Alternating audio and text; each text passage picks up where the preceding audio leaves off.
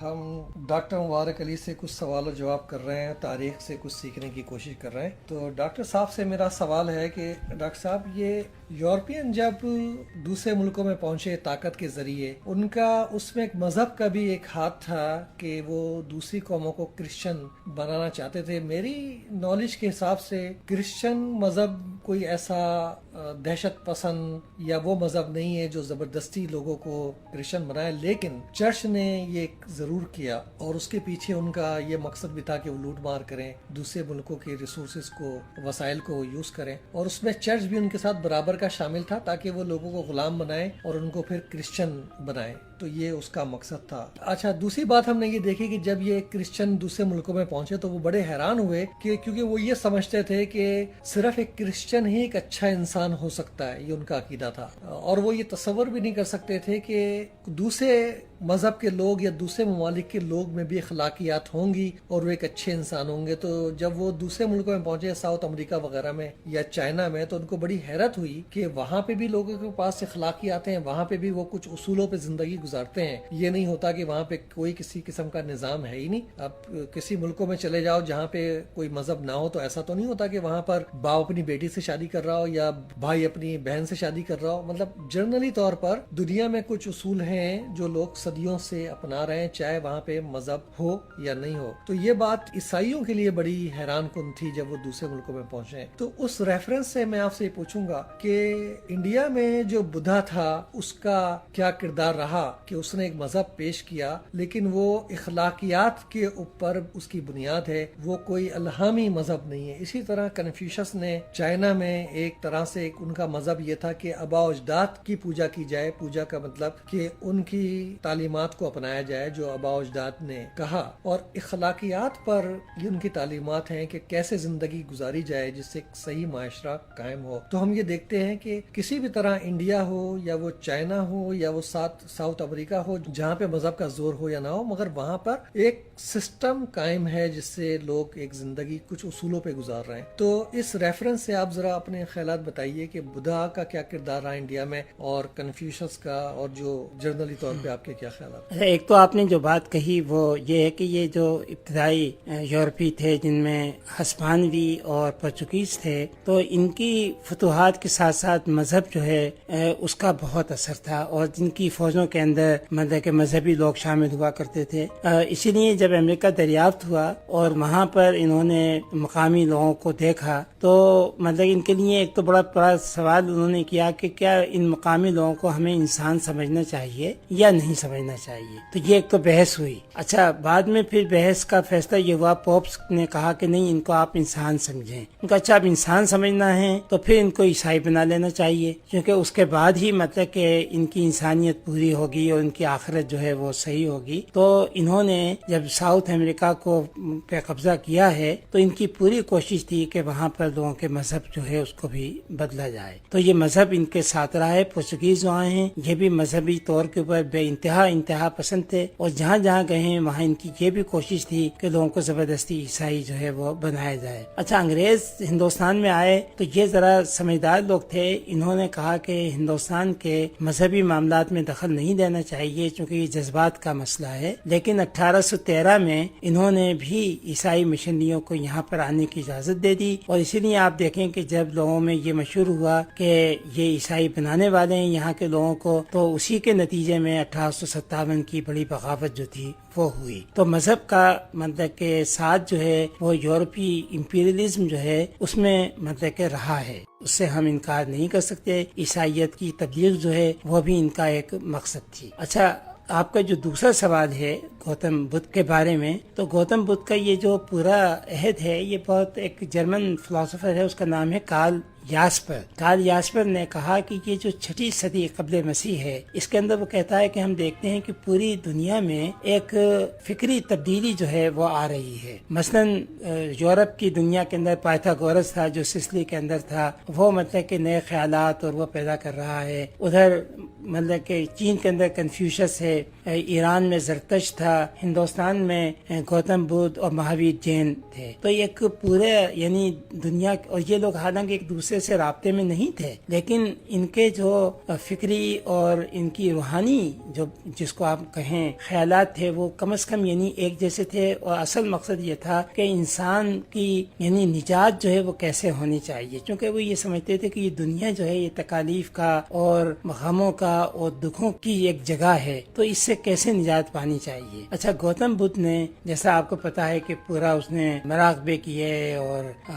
سنیاسیوں سے ملا، سادھوؤں سے ملا، اور بالآخر جو اس کو گیان ہوا تو وہ اس نتیجے پہ پہنچا کہ اگر ہم اپنی خواہشات کو ختم کر دیں، وہ کہتا ہے کہ اصل بنیاد جو ہے وہ انسانی خواہشات ہیں، کہ یہ ایسی خواہشات یہ ہیں کہ یہ کبھی بھی ختم نہیں ہوتی، ایک کے بعد ایک پیدا ہوتی رہتی ہے، اور انسان ایسا اس میں الجھتا ہے کہ اس میں مطلب کہ وہ اپنی پوری زندگی کو اسی میں ختم کر دیتا ہے، اور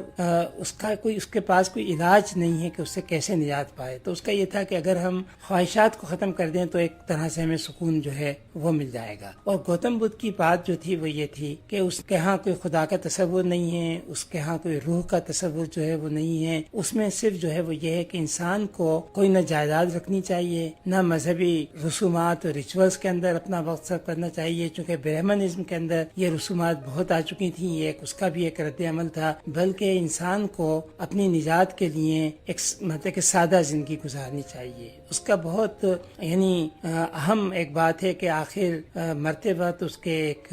یعنی 80 سال کی عمر میں اس کی وفات ہوئی، تو اس کے ایک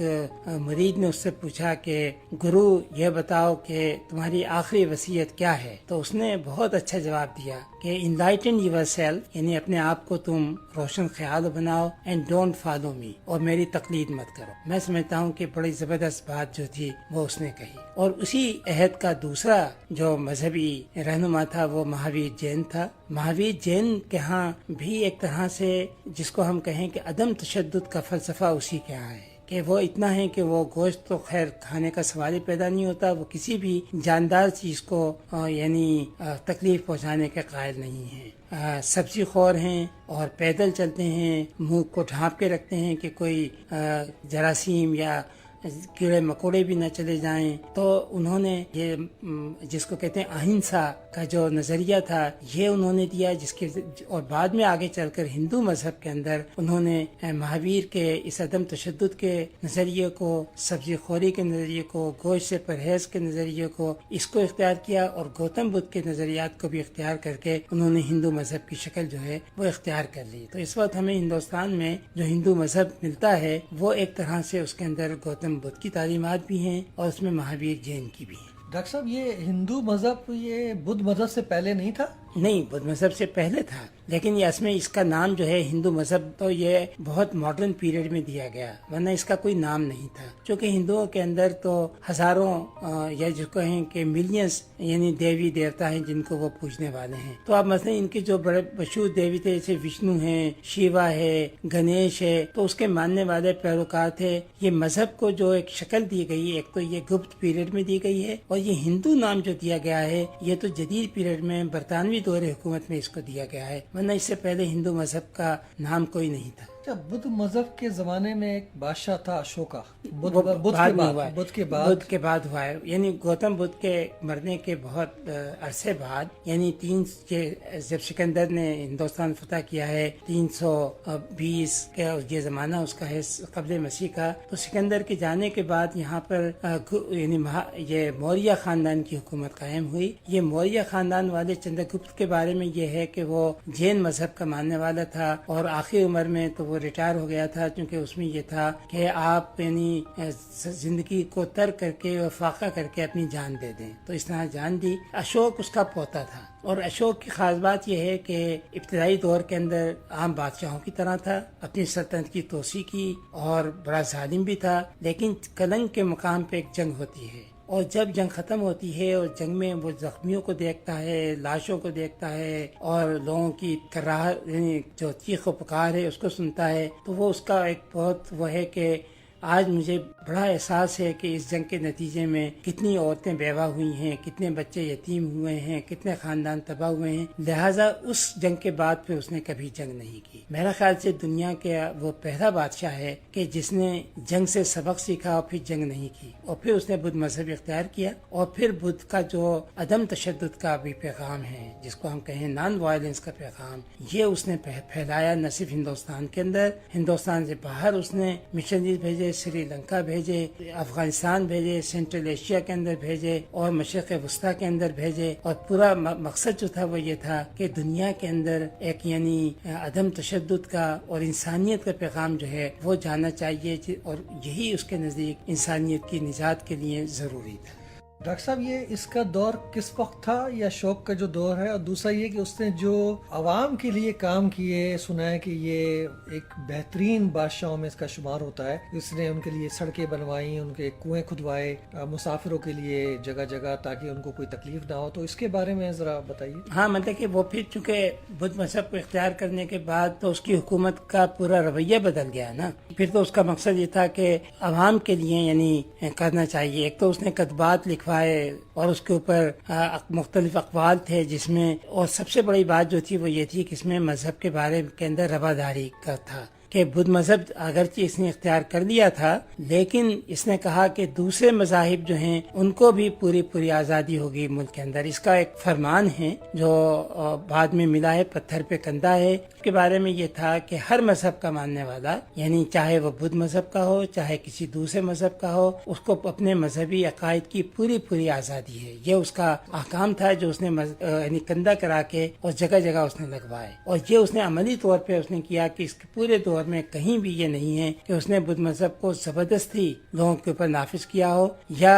ریاست کا مذہب بنا کے لوگوں پہ جبر کیا ہو کہ وہ اس مذہب کو اختیار کر لیں۔ یہ کام نہیں کیا اس نے۔ ایک تو اس نے مکمل مذہبی آزادی دی، یہ اس کا وہ ہے، اور دوسرا یہ تھا کہ عدم تشدد تھا، کہ کسی پہ تشدد جو ہے وہ نہیں ہونا چاہیے۔ میں سمجھتا ہوں یہ دو اس کے بہت اہم اصول تھے، اور اسی کی تبلیغ اس نے نہ صرف ہندوستان میں کی بلکہ ہندوستان سے باہر بھی کی۔ اچھا ڈاکٹر صاحب، ایک چیز اور ہے کہ اگر بدھ مذہب کی آپ تاریخ کو دیکھیں تو اس میں نہ بدھا نے اور نہ اس کے بعد غالباً ہزاروں سال، کوئی تقریباً 2500 سال ہو گئے اس مذہب کو، انہوں نے کوئی خون کا ایک قطرہ بھی غالباً نہیں بہایا کبھی، اور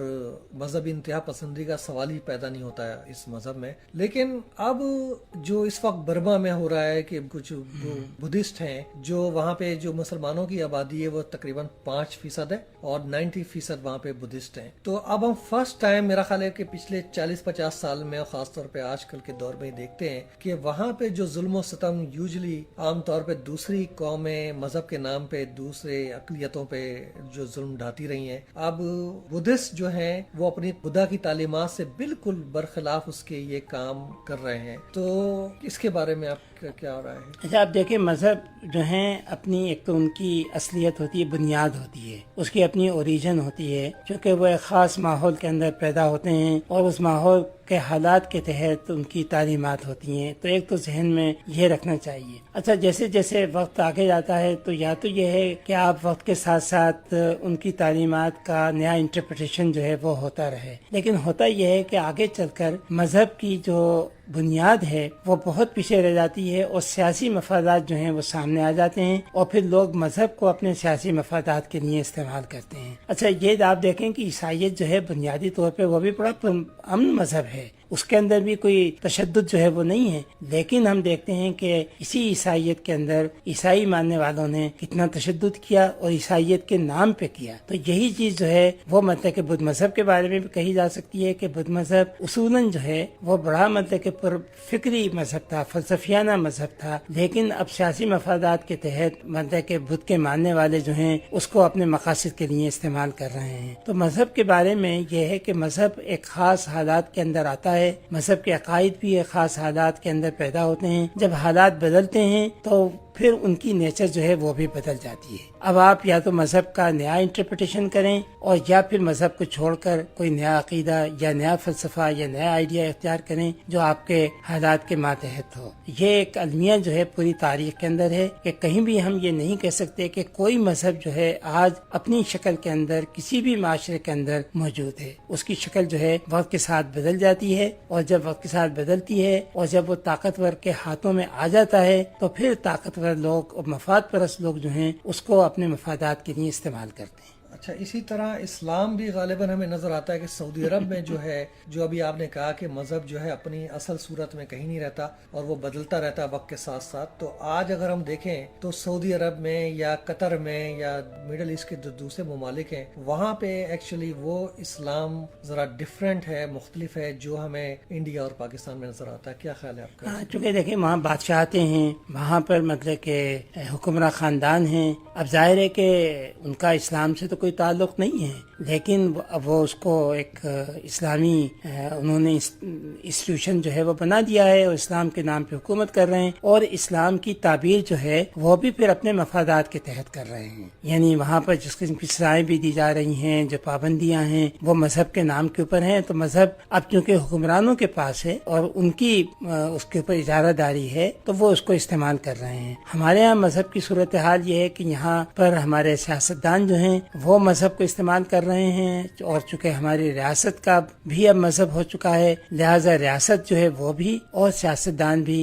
اور مذہبی جماعتیں بھی ہر ایک مذہب کی اپنی اپنی علیحدہ طور پہ تعبیر کر رہا ہے. یعنی مذہب کی کوئی ایک تعبیر نہیں ہے. آپ دیکھیں ہر فرقے کے لیے مذہب کی تعبیر علیحدہ ہے، ہر فرقے کے لیے مذہبی قوانین جو ہیں وہ علیحدہ ہیں. لہذا کوئی ایک یعنی مذہب کی ایک شکل جو ہے خود انڈیا پاکستان کے اندر بھی نہیں ہے، اس کی بھی شکلیں جو ہیں وہ بدلی ہوئی ہیں. بہت بہت شکریہ ڈاکٹر صاحب.